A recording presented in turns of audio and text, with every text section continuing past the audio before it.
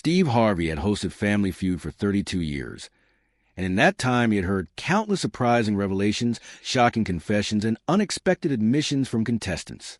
But on a cold January morning in 2027, a 49-year-old trauma surgeon named Dr. Benjamin Carter would admit something he had never said publicly, something that would expose a crisis within the medical profession so profound and so widespread that it would force the entire studio into stunned silence, bring production to a complete halt, and ultimately spark a national conversation about physician mental health, medical errors, and the hidden cost of asking healers to be superhuman. What began as a routine family introduction would transform into one of the most honest and devastating accounts of the pressures facing doctors, the mistakes that haunt them, and the toll that saving lives takes on those who dedicate themselves to doing it.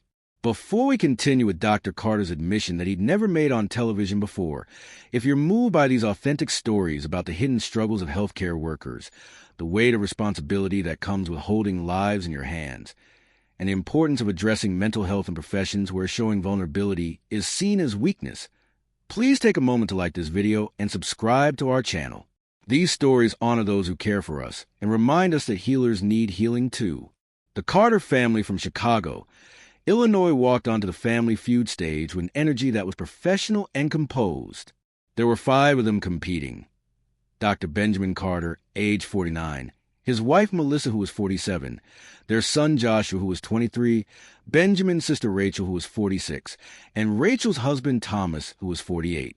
Benjamin carried himself with the confident bearing of someone accustomed to high-pressure situations, but there was a weariness in his eyes that suggested he was carrying something heavy.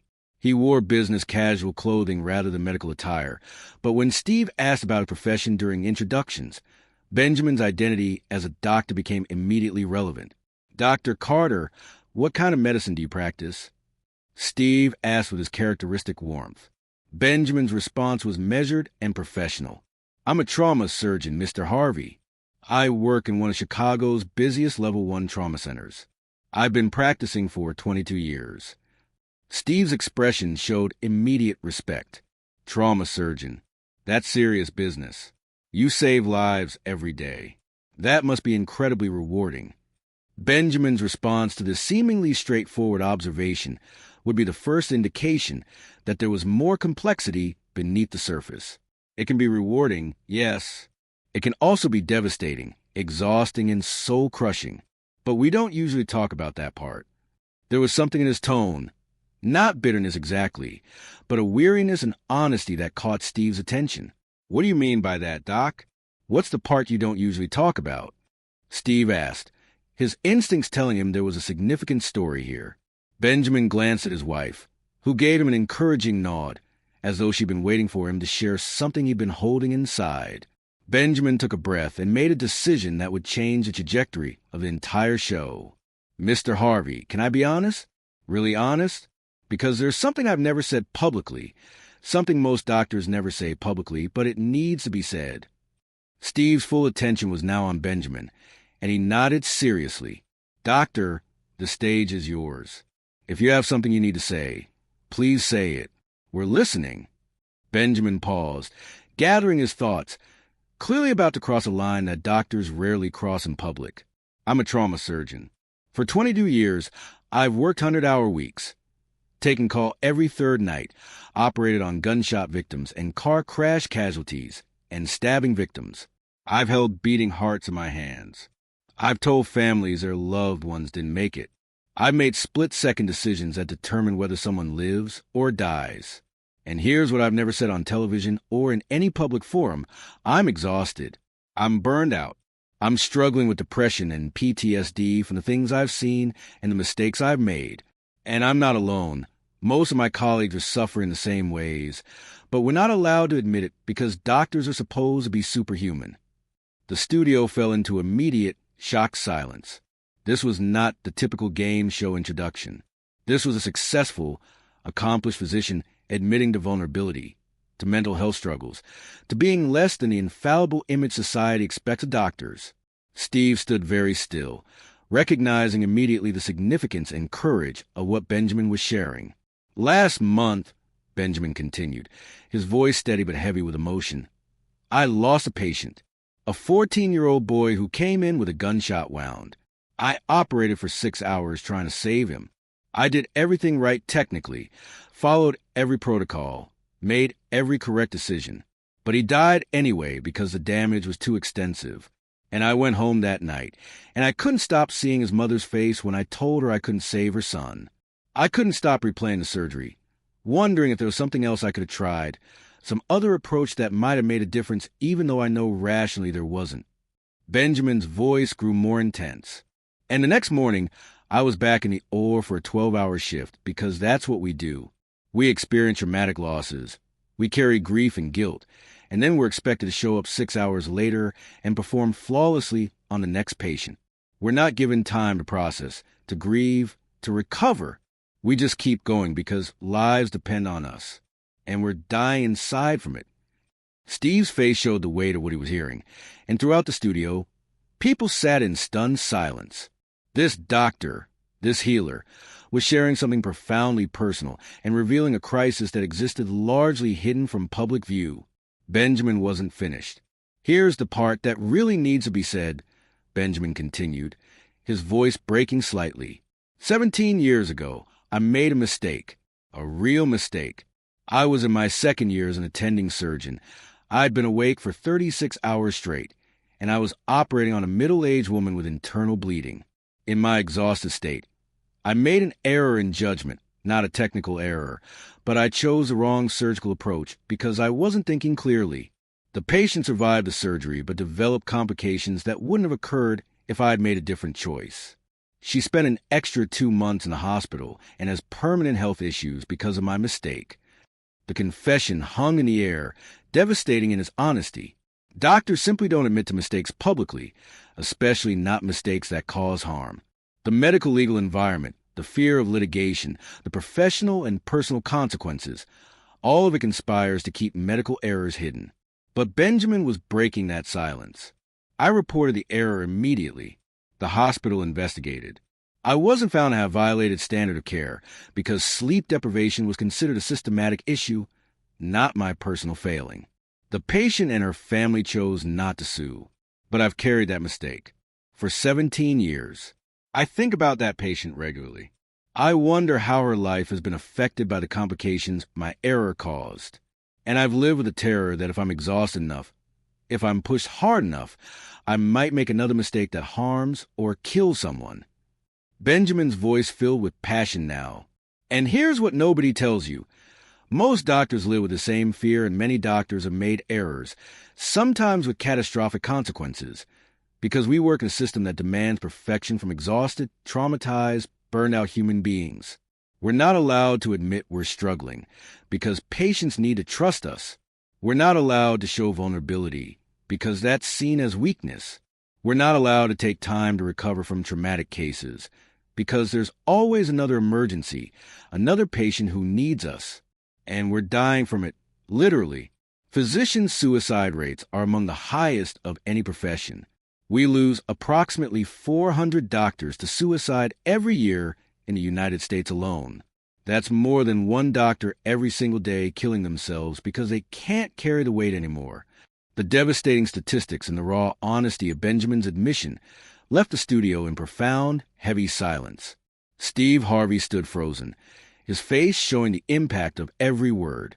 This wasn't just one doctor's story.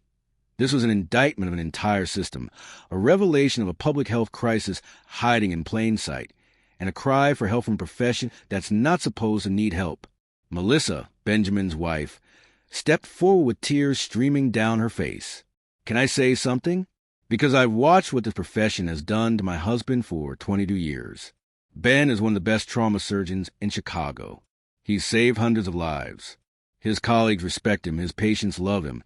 His success rate is exceptional. But I've also watched him come home after losing patients and cry in the shower so our son wouldn't see. I've watched him have nightmares about surgeries that went wrong. I've watched him struggle with depression so severe that 2 years ago, I was genuinely afraid he might harm himself. Melissa's voice broke completely. 2 years ago, after a particularly devastating case where a young mother died on his table, Ben told me he didn't think he could keep doing this, that the weight of all the death and trauma and responsibility was crushing him. He said he understood why doctors kill themselves because the pain of carrying all of it becomes unbearable. And I realized that the man I love, the brilliant surgeon who dedicates his life to saving others, was drowning, and there was no help available because doctors aren't supposed to admit they need help. Joshua, Benjamin's son, added his perspective as someone who grew up with a trauma surgeon father. I'm 23 years old. For my entire life, I've watched my dad save lives and be destroyed by the ones he couldn't save. I've seen him miss birthdays, holidays, school events because he was in surgery. I've seen him carry guilt about mistakes that any human being would make under the conditions he works in. And I watched him almost die inside 2 years ago from depression he couldn't admit to having, because doctors who admit to mental health struggles can lose their medical licenses or face professional consequences. Rachel, Benjamin's sister, spoke about watching her brother change over decades of surgical practice. The man who walked onto the stage today is not the same optimistic, enthusiastic young doctor who started his residency 25 years ago. That young doctor believed he would save everyone, that skill and dedication were enough. This man has been worn down by 2 decades of trauma, exhaustion, impossible expectations, and a medical system that treats doctors as machines rather than human beings. He's still an incredible surgeon, but he's also wounded in ways that never heal because he's never given the time or permission to heal. Steve Harvey, who had remained silent during these testimonies, finally spoke. His voice was thick with emotion. Dr. Carter, Benjamin, what you just shared, the exhaustion, the burnout, the depression, the PTSD, the mistake you made 17 years ago, the fear that you might make another mistake, the thought about ending your own life. This is beyond anything I expected to hear today. And the courage it took to say this publicly, knowing the potential professional consequences, knowing how society expects doctors to be infallible. I'm honored that you trusted us with this truth. Steve continued, addressing the audience and cameras. Ladies and gentlemen, we are witnessing something extraordinary. Dr. Carter has just broken a silence that exists throughout the medical profession. He's admitted to being human, to struggling, to making mistakes, to needing help. And in doing so, he's revealed a crisis that affects every single one of us because when doctors are burned out, depressed, exhausted, and traumatized, they can't provide the care we need. When doctors are afraid to admit they're struggling because it might cost them their careers, they suffer in silence until they break. And when we lose 400 doctors a year to suicide, we lose their knowledge, their skill, and their ability to save lives. Steve turned back to Benjamin. You said most doctors are suffering in similar ways, but can't admit it. Why? What stops them from speaking up? Benjamin's answer revealed the systematic nature of the problem. Multiple factors. Fear of professional consequences. Admitting to mental health struggles can trigger medical board investigations or affect hospital privileges. Fear of litigation. Admitting to mistakes or impaired judgment opens you up to lawsuits. Fear of losing patients' trust. People want to believe their doctors are infallible, and revealing our humanity might undermine that trust. And culture. Medical training teaches us to suppress our emotions, to work through exhaustion, to never show weakness. We're trained to be superhuman, and admitting we're not feels like failure. Benjamin continued, but the cost of this silence is staggering. Beyond the 400 physician suicides annually, we have epidemic levels of burnout, depression, anxiety, substance abuse, and PTSD among healthcare workers. And this affects patient care. Studies show that burned-out doctors make more medical errors, have worse patient outcomes, and provide lower quality care. By forcing doctors to be superhuman, we're actually making them less effective at the very job we need them to do. What happened next was unprecedented in Family Feud history. Steve Harvey removed his microphone, set it on the podium, and called for production to stop. We're not continuing with the game right now. What Dr. Carter has shared is too important to gloss over, so we can play a game show. This needs to be addressed properly. During the extended production break, Steve arranged for several things to happen simultaneously. The show's producers contacted mental health professionals who specialized in physician wellness. They reached out to organizations dedicated to physician suicide prevention and burnout reduction. And they made the decision that this episode would become something different, not a standard game show, but a platform for addressing a public health crisis. When they resumed, Steve had invited Dr. Carter to sit with him for a conversation, rather than playing the game.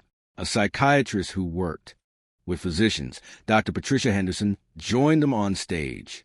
What followed was an hour-long conversation that was eventually edited into a special episode dedicated entirely to physician mental health and the systemic issues affecting healthcare workers. Dr. Henderson provided context for Benjamin's experience. Everything Dr. Carter described is unfortunately typical in the medical profession. Physicians have among the highest rates of depression, burnout, and suicide of any profession.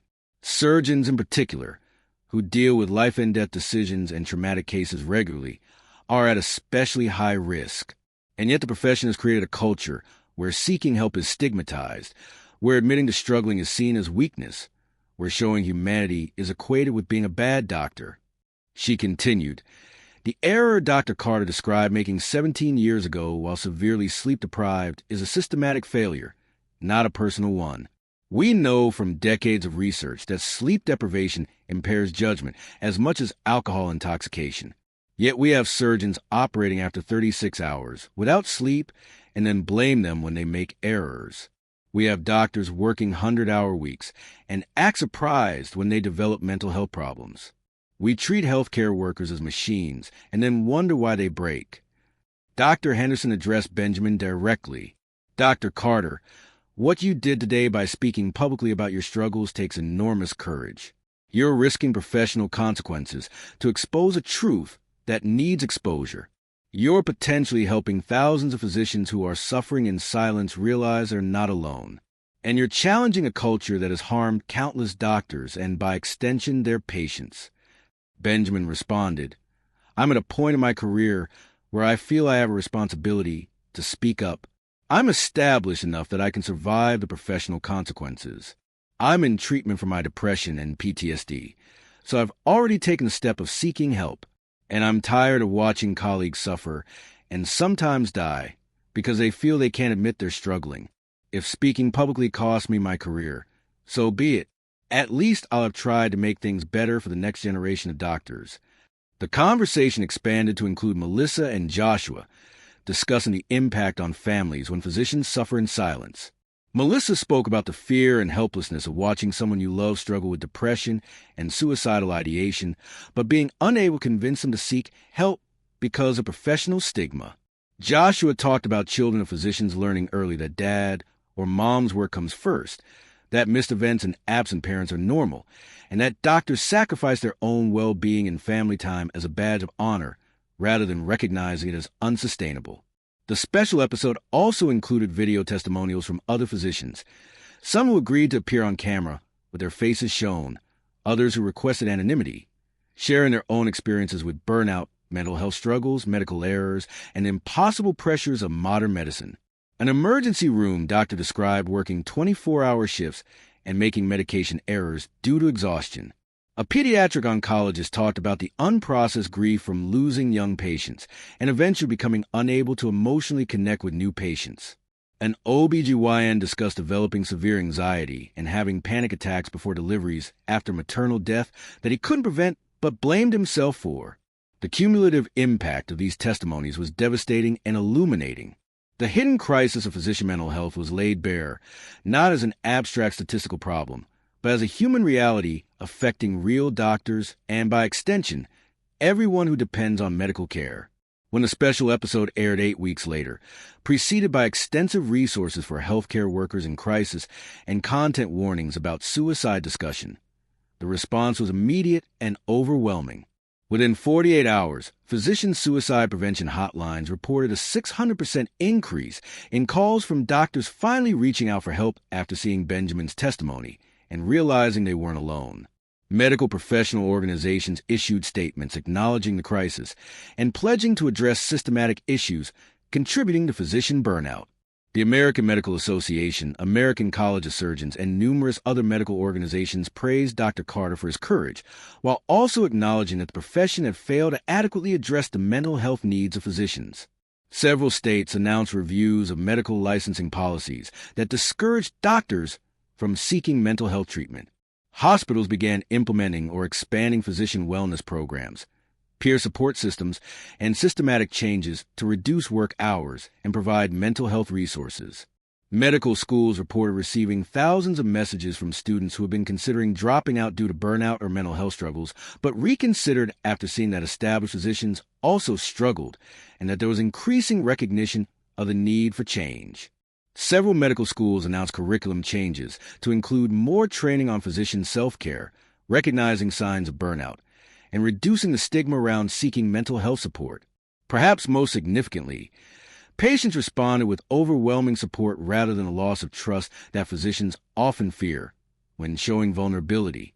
Thousands of messages poured in from patients thanking Dr. Carter for his honesty, expressing that knowing their doctors are human and struggle like everyone else actually increased their trust rather than diminishing it. Many patients shared that they would prefer to have a doctor who acknowledges being human and takes care of their mental health over one who pretends to be infallible. The patient whose complications resulted from Benjamin's error 17 years earlier saw the episode and reached out to the show. Her statement, shared with Benjamin's permission, read, "I've known for years that Dr. Carter made an error during my surgery that caused my complications. What I didn't know until seeing this episode was that he's carried guilt about it for 17 years, that it haunted him, that he's tortured himself over a mistake that occurred because the hospital system had him working 36 hours straight. I forgave Dr. Carter years ago, but apparently he never forgave himself. If Dr. Carter is watching this, I want him to know you're a human being. You made a mistake under impossible conditions. You owned it immediately and made sure I received appropriate follow-up care. You're a good doctor and a good person. Please forgive yourself." Benjamin, upon hearing this message, broke down completely. In a follow-up interview, he said, "For 17 years, I've carried the weight of that error. I've assumed that patient must hate me, must regret that I was her surgeon. Hearing her say she forgave me years ago, that she recognizes I was working under impossible conditions, that she doesn't blame me. It's like a weight I've carried for nearly 2 decades was suddenly lifted. It doesn't erase what happened, but it allows me to finally start forgiving myself." 6 months after the episode aired, Dr. Carter testified before Congress about physician mental health and the need for systematic changes in healthcare delivery. He advocated for limiting physician work hours, protecting doctors who seek mental health treatment from professional consequences, implementing mandatory mental health screenings and support, and changing medical culture to normalize rather than stigmatize physician vulnerability and self-care.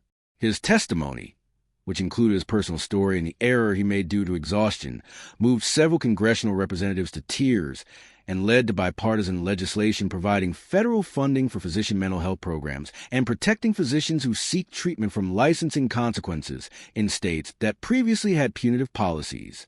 1 year after his Family Feud appearance, Benjamin had become a national figure in the physician wellness movement. He continued practicing as a trauma surgeon but had reduced his hours to sustainable levels and was vocal about prioritizing his mental health. He regularly spoke at medical conferences, taught medical students about avoiding burnout, and provided peer support to physicians struggling with mental health issues. "My life changed the day I walked onto that Family Feud stage and decided to tell the truth," Benjamin reflected. "I broke a silence I'd maintained for my entire career, admitted to mistakes and struggles I'd never spoken about publicly, and risked professional consequences to be honest about what doctors really experience. And what I discovered was that honesty was liberating, that vulnerability was strength, and that the consequences I feared didn't materialize because it turns out patients and colleagues want doctors to be human, not superhuman." Benjamin's son Joshua, inspired by his father's advocacy, decided to attend medical school with plans to specialize in physician mental health and wellness.